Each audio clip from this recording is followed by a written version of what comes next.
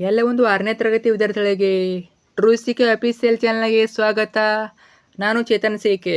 6ನೇ ತರಗತಿ SAT exam 2026 ಯಾರೆಲ್ಲ ಬರ್ತಿದ್ದೀರಾ? ಇನ್ನೇನು ಏಪ್ರಿಲ್ 4ರಂದು ವಿಜ್ಞಾನ ವಿಷಯದ ಎಕ್ಸಾಮ್ ಇದೆ. ಆದ್ದರಿಂದ ಇವತ್ತಿನ ಈ ವಿಡಿಯೋದಲ್ಲಿ ಬೋರ್ಡ್ ಬಿಟ್ಟಿರುವ ವಿಜ್ಞಾನ ವಿಷಯದ ಒಂದು ಮಾಡಲ್ ಕ್ವಶನ್ ಪೇಪರು ಉತ್ತರ ಸಹಿತ ನೋಡೋಣ. ಈ ಒಂದು ಮಾದರಿ ಪ್ರಶ್ನೆ ಪತ್ರಿಕೆ ವೆರಿ ಇಂಪಾರ್ಟೆಂಟು ನಮ್ಮ SAT ಎಕ್ಸಾಮ್ಗೆ. ಯಾಕಂತ ಅಂದರೆ ಇಲ್ಲಿ ಯಾವ ರೀತಿ ಪ್ಯಾಟರ್ನ್ ಕೊಟ್ಟಿದ್ದಾರೆ, ಇದೇ ಪ್ಯಾಟರ್ನಲ್ಲಿ ನಿಮ್ಮ ಒಂದು SAT ಎಕ್ಸಾಮ್ನ ವಿಜ್ಞಾನ ವಿಷಯದ ಕ್ವಶನ್ ಪೇಪರ್ ಅನ್ನೋದಿರುತ್ತದೆ. ಅಷ್ಟಿಲ್ಲದೆ ತುಂಬ ಪ್ರಶ್ನೆ ರಿಪೀಟ್ ಆಗ್ಬೋದು. ಎಲ್ಲ ಕ್ವಶನ್ ಇಂಪಾರ್ಟೆಂಟು. ಪ್ರತಿಯೊಂದು ಕ್ವಶನ್ ಬಿಡದೆ ಓದ್ಕೊಳ್ಳಿ. ಸಂಪೂರ್ಣ ಕ್ವಶನ್ ಪೇಪರು ಉತ್ತರ ಸಹಿತ ಕೊಡ್ತೀನಿ. ಎಲ್ಲ ಕ್ವಶನ್ಗಳು ಉತ್ತರ ಸಹಿತ ಕೊಡ್ತೀನಿ. ಕೊನೆವರೆಗೆ ನೋಡಿ. ನಿಮ್ಮ ಎಕ್ಸಾಮ್ಗೆ ತುಂಬಾ ಯೂಸ್ಫುಲ್ಲು ಈ ಒಂದು ಕ್ವಶನ್ ಪೇಪರು. ತಪ್ಪದೆ ಕೊನೆವರೆಗೆ ನೋಡಿ. ಓಕೆ, ಬನ್ನಿ ಇವತ್ತಿನ ಈ ವಿಡಿಯೋನ ಶುರು ಮಾಡೋಣ. ಅದಕ್ಕೆ ಮುಂಚೆ ಯಾರೆಲ್ಲ ಫಸ್ಟ್ ಟೈಮ್ ನಮ್ಮ ಒಂದು ಚಾನಲ್ ನೋಡ್ತಾ ಇದ್ದಾರಾ ಅಥವಾ ಚಾನಲ್ನ ಇನ್ನೂ ಕೂಡ ಯಾರು ಸಬ್ಸ್ಕ್ರೈಬ್ ಮಾಡ್ಕೊಂಡಿಲ್ಲ, ತಪ್ಪದೆಗೆಲೆ ಚಾನಲ್ನ ಸಬ್ಸ್ಕ್ರೈಬ್ ಮಾಡ್ಕೊಳ್ಳಿ. ಯಾಕಂತಂದರೆ ಇದೇ ನಿಮಗೆ ನಿಮ್ಮೊಂದು 6ನೇ ತರಗತಿ SAT ಎಕ್ಸಾಮ್ವರೆಗೆ ಎಲ್ಲ ವಿಷಯಗಳ ಪಾಸಿಂಗ್ ಪ್ಯಾಕೇಜ್ಗಳು, ಸ್ಕೋರಿಂಗ್ ಪ್ಯಾಕೇಜ್ಗಳು, ಇಂಪಾರ್ಟೆಂಟ್ ಕ್ವಶನ್ಗಳು, ಕ್ವಶನ್ ಪೇಪರ್ಗಳು ಎಲ್ಲವನ್ನ ಇದೇ ಒಂದು ಚಾನಲ್ ಹಾಕ್ತೀವಿ. ಅವೆಲ್ಲ ಬೇಕು ಅಂತನ್ನೋರು ಈಗಲೇ ಚಾನಲ್ನ ಸಬ್ಸ್ಕ್ರೈಬ್ ಮಾಡ್ಕೊಳ್ಳಿ, ಕಡ್ಡಾಯ ಮಾಡ್ಕೊಳ್ಳಿ. ನೀವು ಮಾಡ್ಕೊಂಡ್ರೆ ಮಾತ್ರ ನಮ್ಮ ಎಲ್ಲ ವಿಡಿಯೋ ಸಿಗ್ತವೆ. ಮಾಡಿದ್ರಾ? ಜೊತೆಗೆ ವಿಡಿಯೋನ ಲೈಕ್ ಮಾಡಿಬಿಟ್ಟು ಎಲ್ಲ ಫ್ರೆಂಡ್ಸ್ ಶೇರ್ ಮಾಡಿ. ಯಾರೆಲ್ಲ ಫ್ರೆಂಡ್ಸ್ ಇದ್ದಾರೆ ನಮಗೆ 6th ಅವ್ರಿಗೂ ಶೇರ್ ಮಾಡಿ, ಅವ್ರಿಗೂ ಹೆಲ್ಪ್ ಮಾಡಿ. ಓಕೆ, ಬನ್ನಿ ಇವತ್ತಿನ ಈ ವಿಡಿಯೋನ ಶುರು ಮಾಡೋಣ. 6ನೇ ತರಗತಿ ದ್ವಿತೀಯ ಸಂಖ್ಯಾತ್ಮಕ ಮೂಲ್ಯಾಂಕನ ಅಂದರೆ SAT ಪ್ರಶ್ನೆ ಪತ್ರಿಕೆ 2026 ಮಾರ್ಚಲ್ಲಿ ಕೊಟ್ಟಿದ್ದಾರೆ. ಅಂದರೆ ನಿಮ್ಮ ಎಕ್ಸಾಮು ಮಾರ್ಚಲ್ಲಿ ಪ್ರಾರಂಭ ಆಗಿದೆ, ಅದರಿಂದ ಮಾರ್ಚ್ ಕೊಟ್ಟಿದ್ದಾರೆ. ಅಂದರೆ ಏಪ್ರಿಲ್ 4ರಂದು ನಡೀತದೆ. ಮಾದರಿ ಪ್ರಶ್ನೆ ಪತ್ರಿಕೆ ವಿಷಯ ವಿಜ್ಞಾನ, ಗರಿಷ್ಠ ಅಂಕಗಳು 40, ಸಮಯ 1 ಗಂಟೆ 30 ನಿಮಿಷ. ಒಂದೇ ಮೇಲೆ ನಿಮಗೆ 4 ಬಹು ಆಯ್ಕೆ ಇರ್ತವೆ. ಬಹು ಆಯ್ಕೆ ಅಂದರೆ ಮಲ್ಟಿಪಲ್ಲು. ಪ್ರತಿ ಕ್ವಶನಿಗೆ 1 ಅಂಕ. ಒಂದೇ ಕ್ವಶನ್ ನೋಡಿ, ನೀರಿನ 3 ಸ್ಥಿತಿಗಳು. Very important. ಎಲ್ಲ ಕ್ವಶನ್ ಅಬ್ಸರ್ವ್ ಮಾಡಿ. ನೀರಿನ 3 ಸ್ಥಿತಿಗಳು. ಆಪ್ಷನ್ ಎ ಮಂಜುಗಡ್ಡೆ ನೀರು ಎಣ್ಣೆ, ಬಿ ಘನ ಅರೆಘನ ಅನಿಲ, ಸಿ ಘನ ದ್ರವ ಅನಿಲ, ಡಿ ಮಂಜುಗಡ್ಡೆ ಮೋಡ ನೀರಾವೆ. ಯಾವುದಾಗ್ಬೋದು ಒಂದೇ ಕ್ವಶನ್ಗೆ ಆನ್ಸರು? ಸರಿಯಾದ ಉತ್ತರ ಗೆಸ್ ಮಾಡಿ ನಾನು ಆನ್ಸರ್ ಹೇಳ್ತೀನಿ. ಒಂದೇ ಕ್ವಶನ್ಗೆ ಆನ್ಸರು ಆಪ್ಷನ್ ಸಿ ಘನ ದ್ರವ ಅನಿಲ ಸರಿಯಾದ ಉತ್ತರ. ಇನ್ನು ಪ್ರಶ್ನೆ 2, ಸತೀಶನ ತಾಯಿಯು ಚಹಾ ಮಾಡುವಾಗ ಜರಡಿಯನ್ನು ಬಳಸಿ ಚಹಾ ಎಲೆಗಳನ್ನು ಬೇರ್ಪಡಿಸುತ್ತಿರುವುದನ್ನು ಗಮನಿಸಿದನು. ಸತೀಶನ ತಾಯಿಯು ಹೇಗೆ ಮಾಡಿದರ ಉದ್ದೇಶ? ಏನಾಗ್ಬೋದು ಆನ್ಸರು? 2ನೇ ಕ್ವಶನ್ಗೆ ಆನ್ಸರು ಸರಿಯಾದ ಉತ್ತರ ಆಪ್ಷನ್ ಸಿ ಉಪಯುಕ್ತವಲ್ಲದ ಘಟಕಗಳನ್ನು ಬೇರ್ಪಡಿಸಲು. ಏನು ನಮಗೆ ಉಪಯೋಗ ಇರೋದಿಲ್ಲ ಅವನ್ನ ಬೇರ್ಪಡಿಸಿ ಮಾಡ್ತಾರೆ. ನೆಕ್ಸ್ಟು 3ನೇದು, ಪ್ರಯೋಗಶಾಲಾ ತಾಪಮಾಪಕ ಬಳಸಿ ತಾಪವನ್ನು ಅಳೆಯಲು ಕೆಳಗಿನಗಳಲ್ಲಿ ಯಾವುದು ಸರಿಯಾದ ಮಾರ್ಗವಾಗಿದೆ? 3ನೇ ಕ್ವಶನ್ಗೆ ಆನ್ಸರು ಬಿ ತಾಪಮಾಪಕವನ್ನು ಲಂಬವಾಗಿ ಹಿಡಿದು ಬದಿಗಳನ್ನು ಅಥವಾ ಕೆಳಭಾಗವನ್ನು ಸ್ಪರ್ಶಿಸದೆ ಮುಳುಗಿಸಿ. ಇನ್ನು 4ನೇ ಕ್ವಶನ್ನು, ಮಳೆ ಪ್ರಮಾಣ ಕಡಿಮೆಯಾಗಲು ಇದು ಪ್ರಮುಖ ಕಾರಣವಾಗಿದೆ. 4ನೇ ಕ್ವಶನ್ಗೆ ಸರಿಯಾದ ಉತ್ತರ ಆಪ್ಷನ್ ಬಿ ಅರಣ್ಯನಾಶ ಸರಿಯಾದ ಉತ್ತರ. ನೆಕ್ಸ್ಟು 5ನೇ ಕ್ವಶನ್ನು, ಈ ಕೆಳಗಿನ ಪ್ರಶ್ನೆಗಳಿಗೆ ಒಂದು ಪದ ಅಥವಾ ಒಂದು ವಾಕ್ಯದಲ್ಲಿ ಉತ್ತರಿಸಿ. ಇವೇನು 1 ಅಂಕದ ಪ್ರಶ್ನೆಗಳು 4 ಇರ್ತವೆ. ಟೋಟಲಾಗಿ 4 ಅಂಕ. ಪ್ರತಿ ಪ್ರಶ್ನೆಗೆ 1 ಅಂಕ. 5ನೇ ಕ್ವಶನ್ ನೋಡಿ, ತಾಪಮಾಪಕದಲ್ಲಿ ಸಾಮಾನ್ಯವಾಗಿ ಬಳಸುವ ದ್ರವ ಯಾವುದು? ಯಾವ ದ್ರವವನ್ನು ಬಳಸ್ತಾರೆ ತಾಪಮಾಪಕದಲ್ಲಿ? ತಾಪಮಾಪಕ. 5ನೇ ಕ್ವಶನ್ಗೆ ಆನ್ಸರು ಆಪ್ಷನ್ ಇಲ್ಲ, ಇದು ಡೈರೆಕ್ಟ್ ಆನ್ಸರು, ಒಂದು ವಾಕ್ಯ. ಪಾದರಸ ಅಥವಾ ಆಲ್ಕೋಹಾಲ್ ಸರಿಯಾದ ಉತ್ತರ. ಇನ್ನು 6ನೇ ಕ್ವಶನ್ನು, ಜೀವಿಗಳಲ್ಲಿ ಬೆಳವಣಿಗೆ ಎಂದರೇನು? 6ನೇ ಕ್ವಶನ್ಗೆ ಆನ್ಸರ್ ನೋಡಿ. ಬೆಳವಣಿಗೆಯು ಕಾಲಾನಂತರದಲ್ಲಿ ಗಾತ್ರ, ಸಂಕೀರ್ಣತೆ ಮತ್ತು ಅಭಿವೃದ್ಧಿಯಲ್ಲಿ ಹೆಚ್ಚಳವಾಗಿದೆ. ಪ್ರಶ್ನೆ 7, ಆರ್ದ್ರತೆ ಎಂದರೇನು? ಆರ್ದ್ರತೆ ಎಂದರೇನು ಕೇಳಿದರೆ 7ನೇ ಕ್ವಶನ್ಗೆ ಆನ್ಸರ್ ನೋಡಿ. ಗಾಳಿಯಲ್ಲಿನ ನೀರಾವಿ ಪ್ರಮಾಣವನ್ನು ಆರ್ದ್ರತೆ ಎನ್ನುವರು ಅಥವಾ ವಾತಾವರಣದಲ್ಲಿನ ನೀರಿನ ಅಂಶವನ್ನು ಆರ್ದ್ರತೆ ಎನ್ನುವರು. ಇನ್ನು ಪ್ರಶ್ನೆ 8,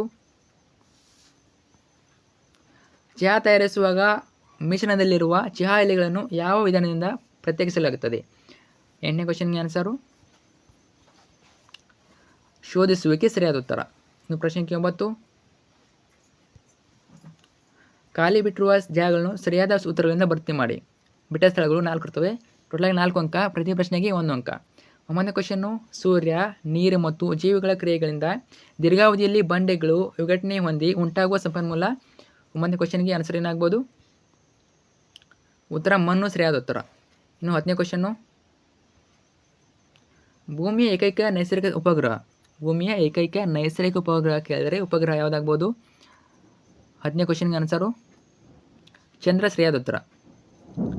ಇನ್ನು 11ನೇ ಕ್ವಶನ್ನು, ಜೀವಿಗಳಿಗೆ ಅವುಗಳ ಬೆಳವಣಿಗೆ ಮತ್ತು ಅಭಿವೃದ್ಧಿಗೆ ಡ್ಯಾಶ್ ಅಗತ್ಯವಿದೆ. ಏನು ಅಗತ್ಯವಿದೆ ಜೀವಿಗಳಿಗೆ? 11ನೇ ಕ್ವಶನ್ ಆನ್ಸರು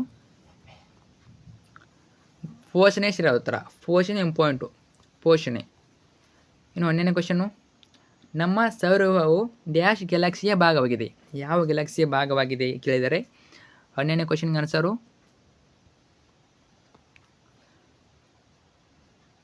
ಹಾಲು ಹಾದಿ ಅಥವಾ ಗ್ಯಾಲಕ್ಸಿ. ಹಾಲು ಹಾದಿ ಅಥವಾ ಗ್ಯಾಲಕ್ಸಿ ಅಂತ ನೋಡಿ ಉತ್ತರ. ಇನ್ನು 13ನೇ ಕ್ವಶನ್ನು, ಈ ಕೆಳಗಿನ ಪ್ರಶ್ನೆಗಳಿಗೆ 2-3 ಅಂಕ ಉತ್ತರಿಸಿ. ಇವೇನು 2 ಅಂಕದ ಪ್ರಶ್ನೆಗಳು. 10 ಟೋಟಲ್ 20 ಅಂಕ, ಪ್ರತಿ ಪ್ರಶ್ನೆಗೆ 2 ಅಂಕ. 13ನೇ ನೋಡಿ, ಎಷ್ಟು ರೀತಿಯ ತಾಪಮಾಪಕಗಳಿವೆ, ಅವುಗಳ ಹೆಸರನ್ನು ತಿಳಿಸಿ. 13ನೇ ಕ್ವಶನ್ನು ಉತ್ತರ ನೋಡಿ, ತಾಪಮಾಪಕದಲ್ಲಿ 2 ವಿಧಗಳಿವೆ. ವೈದ್ಯಕೀಯ ತಾಪಮಾಪಕ, ಪ್ರಯೋಗಶಾಲಾ ತಾಪಮಾಪಕ. ವೈದ್ಯಕೀಯ ಮತ್ತು ಪ್ರಯೋಗಶಾಲಾ. 14ನೇ ಕ್ವಶನ್ನು, ಹೆಚ್ಚು ಗಾಳಿ ಇರುವ ದಿನ ಬಟ್ಟೆಗಳು ಬೇಗ ಒಣಗುತ್ತವೆ, ಕಾರಣವೇನು? ಏಕೆ ಅಷ್ಟು ಬೇಗ ಬಟ್ಟೆಗಳು ಒಣಗುತ್ತವೆ? 14ನೇ ಕ್ವಶನ್ನು ವೇರ್ ಪಾಯಿಂಟು ರಿಪೀಟ್ ಆಗ್ಬೋದು. ಉತ್ತರ, ಗಾಳಿಯು ಜೋರಾಗಿ ಬೀಸುವುದರಿಂದ ಆವಿಕರಣ ದರವು ಹೆಚ್ಚಾಗುತ್ತದೆ, ಅದರಿಂದ ಬಟ್ಟೆಗಳು ಬೇಗ ಒಣಗುತ್ತವೆ. ಇನ್ನು 15ನೇ ಕ್ವಶನ್ನು, ಆವಿಕರಣ ಎಂದರೇನು? ಒಂದು ಉದಾಹರಣೆ ಕೊಡಿ. ಆವಿಕರಣ ಎಂದರೇನು? ಉತ್ತರ ನೋಡಿ 15ನೇ ಕ್ವಶನ್ನು, ಯಾವುದೇ ಒಂದು ದ್ರವವು ತನ್ನ ತಾಪಮಾಪಕದಲ್ಲಿ ಹೆಚ್ಚು ಬದಲಾವಣೆಯಾಗದೆ ತನ್ನ ದ್ರವ ಸ್ಥಿತಿಯಿಂದ ಅನಿಲ ಸ್ಥಿತಿಗೆ ಪರಿವರ್ತನೆಗೊಳ್ಳುವುದನ್ನು ಆವಿಕರಣ ಎನ್ನುವರು. ನೀರು ಆವಿಯಾಗುವುದು. ನೋಡ್ಕೊಳ್ಳಿ, ಯಾವುದೇ ಒಂದು ದ್ರವವು ತನ್ನ ತಾಪಮಾಪಕದಲ್ಲಿ ಹೆಚ್ಚು ಬದಲಾವಣೆಯಾಗದೆ ತನ್ನ ದ್ರವ ಸ್ಥಿತಿಯಿಂದ ಅನಿಲ ಸ್ಥಿತಿಗೆ ಪರಿವರ್ತನೆಗೊಳ್ಳುವುದನ್ನು ಆವಿಕರಣ ಎನ್ನುವರು. ನೀರು ಆವಿಯಾಗುವುದು. ಇನ್ನು 16ನೇ ಕ್ವಶನ್ನು, ತೂರುವಿಕೆ ಎಂದರೇನು? ತೂರುವಿಕೆ ಎಂದರೇನು ಎಂಬುದನ್ನು ಉದಾಹರಣೆಗಳಿಂದ ನಿರೂಪಿಸಿ. 16ನೇ ಕ್ವಶನ್ ಆನ್ಸರ್ ನೋಡಿ, ತೂರುವಿಕೆ ಎನ್ನುವುದು ಗಾಳಿಯಿಂದ ಅಥವಾ ಗಾಳಿಯನ್ನು ಬೀಸುವ ಮೂಲಕ ಮಿಶ್ರಣದ ಹಗುರವಾದ ಘಟಕಗಳಿಂದ ಭಾರವಾದ ಘಟಕಗಳನ್ನು ಬೇರ್ಪಡಿಸುವ ಪ್ರಕ್ರಿಯೆ. ಭಾರವಾದ ಧಾನ್ಯಗಳಿಂದ ಹೊಟ್ಟಿನಂತಹ ಹಗುರವಾದ ಕಲ್ಮಶಗಳನ್ನು ಬೇರ್ಪಡಿಸಲು ಇದನ್ನು ಸಾಮಾನ್ಯವಾಗಿ ರೈತರು ಬಳಸುತ್ತಾರೆ. ಪ್ರಶ್ನೆ 17, ಜೀವಿಗಳ 4 ಲಕ್ಷಣಗಳು ತಿಳಿಸಿ. ಲಕ್ಷಣಗಳು ಏನು ಕೇಳಿದ್ರೆ ಜೀವಿಯ ಲಕ್ಷಣಗಳು. 17ನೇ ಕ್ವಶನ್ ಆನ್ಸರ್ ನೋಡಿ, ಜೀವಿಗಳ ಅಗತ್ಯ ಲಕ್ಷಣಗಳಲ್ಲಿ ಚಲನೆ, ಬೆಳವಣಿಗೆ, ಉಸಿರಾಟ, ಪೋಷಣೆ, ವಿಸರ್ಜನೆ, ಪ್ರಚೋದಕಗಳಿಗೆ ಪ್ರತಿಕ್ರಿಯೆ, ಸಂತಾನೋತ್ಪತ್ತಿ ಮತ್ತು ಜೀವಿತಾವಧಿ ಸೇರಿವೆ. ಇನ್ನಷ್ಟು 18ನೇ ಕ್ವಶನ್ನು, ನೀರನ್ನು ಯಾವ ಕೆಲಸಗಳಿಗೆ ಬಳಸುತ್ತೇವೆ ಎಂದು ತಿಳಿಸಿ. ನೀರನ್ನು ನಾವು ಯಾವೆಲ್ಲ ಕೆಲಸಕ್ಕೆ ಬಳಸ್ಬೋದು ಕೇಳಿದ್ದಾರೆ. 18ನೇ ಕ್ವಶನ್ ಆನ್ಸರು, ನೀರನ್ನು ನಾವು ಪ್ರತಿನಿತ್ಯ ಕುಡಿಯಲು, ಗೃಹ ಬಳಕೆಗೆ, ವ್ಯವಸಾಯ, ಕೈಗಾರಿಕೆಗಳು ಮತ್ತು ಜಲ ವಿದ್ಯುತ್ ಉತ್ಪಾದನೆಯಲ್ಲಿ ಬಳಸುತ್ತೇವೆ. ಇನ್ನು ಪ್ರಶ್ನೆ 19, ಭೂಮಿಯ ಮೇಲಿನ ನೀರು ಕಲುಷಿತಗೊಳ್ಳಲು ಪ್ರಮುಖ 4 ಕಾರಣಗಳನ್ನು ಪಟ್ಟಿ ಮಾಡಿ. 19 ನೋಡಿ, ಗೃಹ ಬಳಕೆ ನೀರು, ಚರಂಡಿ ನೀರು, ತ್ಯಾಜ್ಯ ವಸ್ತುಗಳನ್ನು ನದಿಗಳಿಗೆ ಹರಿಸುವುದು, ಕೈಗಾರಿಕೆಗಳಿಂದ ಬರುವ ವಿಷಕಾರಕ ನೀರನ್ನು ಶುದ್ಧೀಕರಣಗೊಳಿಸದೆ ನೀರಿನ ಮೂಲಗಳಿಗೆ ಸೇರಿಸುವುದು, ಅಂದರೆ ಕೆರೆಗಳಿಗೆ ಕಳಿಸ್ಬೋದು, ಆಯ್ತಾ, ಸಮುದ್ರಗಳಿಗೆ, ವಾಹನ ದನಕರುಗಳನ್ನು ತೊಳೆದು ನೀರನ್ನು ನದಿಗಳಿಗೆ ಬಿಡುವುದು, ಇವೆಲ್ಲ ಕಲುಷಿತ ಆಗೋಕ್ಕೆ ಕಾರಣ ಆಗ್ತವೆ. 20ನೇ ಕ್ವಶನ್ನು, ವೈಜ್ಞಾನಿಕ ಕಾರಣ ಕೊಡಿ. ಸೂರ್ಯ ಒಂದು ನಕ್ಷತ್ರವಾಗಿದ್ದು ಇತರೆ ನಕ್ಷತ್ರಗಳು ಸೂರ್ಯನಿಗಿಂತ ಹೆಚ್ಚು ದೊಡ್ಡದಾಗಿದ್ದರೂ ಚುಕ್ಕೆಗಳಂತೆ ಕಾಣುತ್ತವೆ, ಏಕೆ ಕೇಳಿದ್ರೆ ಏಕೆ ಕಾಣ್ಬೋದು ನಮಗೆ ಹಾಗೆ? 20ನೇ ಕ್ವಶನು ಆನ್ಸರ್ ನೋಡಿ, ಸೂರ್ಯ ಇತರ ನಕ್ಷತ್ರಗಳಿಗಿಂತ ನಮಗೆ ಹೆಚ್ಚು ಹತ್ತಿರವಾಗಿರೋದ್ರಿಂದ, ತುಂಬ ಹತ್ತಿರ ಇದೆ ಸೂರ್ಯ, ಆಯ್ತಾ.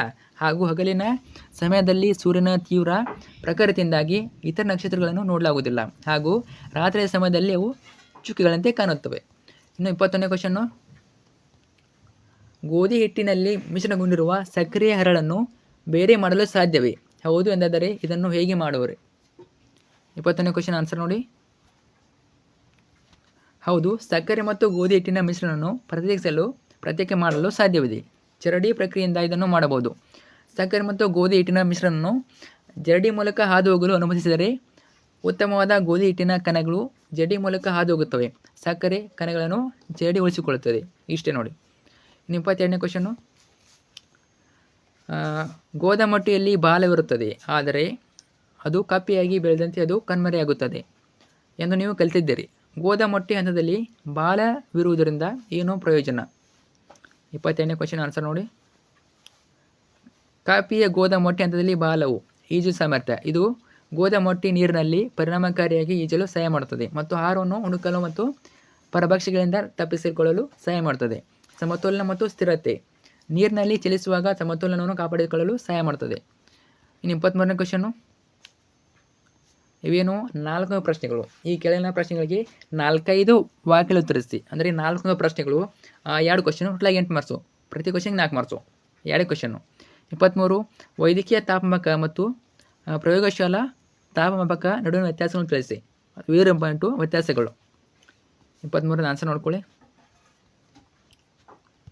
ವೈದ್ಯಕೀಯ ತಾಪಮಾಪಕ ಮತ್ತು ಪ್ರಯೋಗಶಾಲಾ ತಾಪಮಾಪಕ.